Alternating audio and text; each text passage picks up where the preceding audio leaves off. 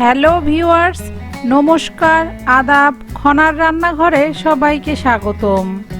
আজকে আমি তৈরি করে দেখাবো আলু আর নুডলস দিয়ে মজাদার একটা চপ রেসিপি। বাড়িতে হঠাৎ করে যদি কোনো অতিথি আসে, আপনারা কিন্তু চাইলেই এই রেসিপিটা তৈরি করে খাওয়াতে পারেন, প্রশংসা করবে এইটুকু বলতে পারি। চলুন তাহলে কথা না বাড়িয়ে রেসিপিটা শুরু করা যাক। আলু আর নুডলসের চপ তৈরি করার জন্য আমি এখানে মিডিয়াম সাইজের 5টা আলু সিদ্ধ করে ছাল ছাড়িয়ে নিয়েছি। চপটা ভালোভাবে তৈরি করতে চাইলে আলুটা কিন্তু একদম 100% সিদ্ধ করে নিতে হবে। এবার একটা ম্যাশারের সাহায্যে আলুগুলো ম্যাশ করে নিব। আলুগুলো এমনভাবে ম্যাশ করে নিতে হবে যেন এর ভিতরে কোনো দানা দানা অংশ না থাকে। আলুগুলো যদি ভালোভাবে ম্যাশ করা না হয়, সেক্ষেত্রে হবে কি, চপগুলো ভাজার সময় চপগুলো ভেঙে যেতে পারে। আলুগুলো ভালোভাবে ম্যাশ করা হয়ে গেছে। এবার এই আলুতে আমি কি কি উপকরণ দিয়েছি দেখে নেওয়া যাক। প্রথমে দিয়েছি পরিমাণ মতো লবণ, পরিমাণ মতো হলুদের গুঁড়া, হাফ চা চামচ মরিচের গুঁড়া, হাফ চা চামচ আদা বাটা, হাফ চা চামচেরও কম বেকিং সোডা। আপনাদের কাছে যদি বেকিং সোডা না থাকে সেক্ষেত্রে না দিলেও চলবে। ও সব শেষে দিয়েছি নুডলসের প্যাকেটে থাকা মশলা।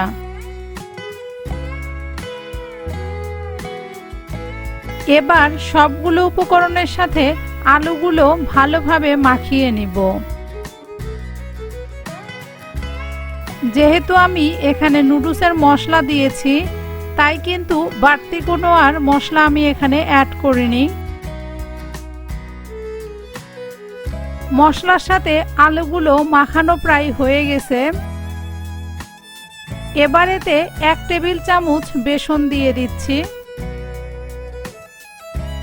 বেসন দিয়ে আবারও একটু ভালোভাবে মাখিয়ে নিব।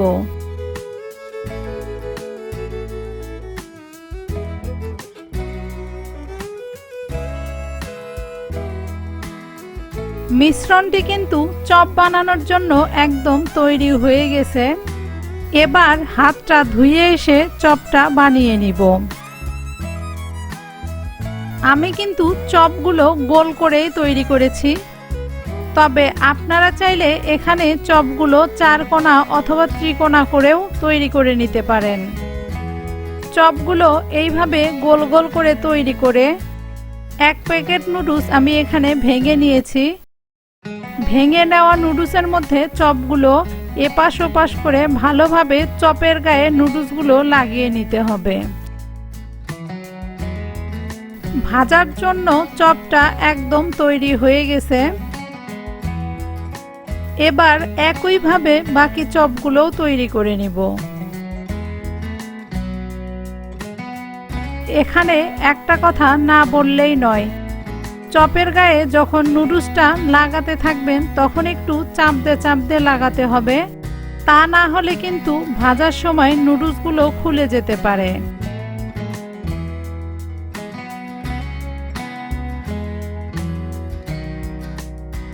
আলু আর নুডলসের চপগুলো কিন্তু একদম ভাজার জন্য তৈরি হয়ে গেছে। এবার শুধু ভাজার পালা। চপগুলো ভাজার জন্য চুলায় একটা ফ্রাই প্যান বসিয়ে দিয়ে পরিমাণ মতো তেল দিয়ে দিয়েছি। চুলার আঁচ হাই হিটে রেখে তেলগুলো এবার গরম করে নিব। চপগুলো ভাজার সময় অবশ্যই তেলগুলো হাই হিটে গরম করে নিতে হবে। তেল কিন্তু হাই হিটে গরম করা হয়ে গেছে। এবার চপগুলো ছেড়ে দিচ্ছি।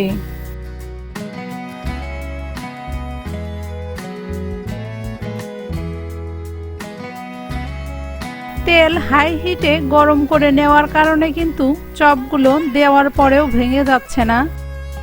আপনারা যদি তেল হাই হিটে গরম করে না নিয়ে চপগুলো দেন, সেক্ষেত্রে কিন্তু চপগুলো ভেঙে যাওয়ার সম্ভাবনা থাকে।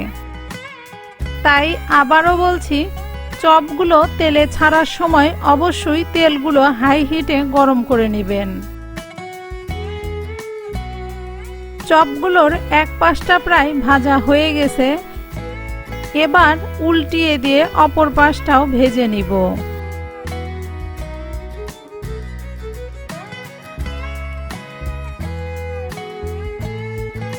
এইভাবে 1 থেকে 2 বার চপগুলো উল্টিয়ে পাল্টিয়ে গোল্ডেন ব্রাউন কালার করে ভেজে নিতে হবে।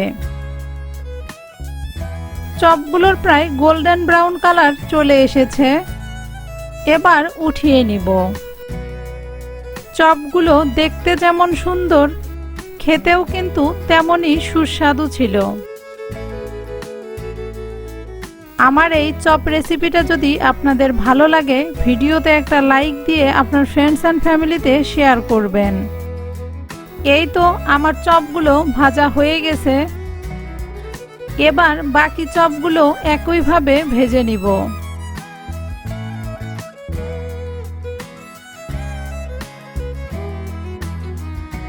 আমার সবগুলো চপ ভাজা হয়ে গেছে।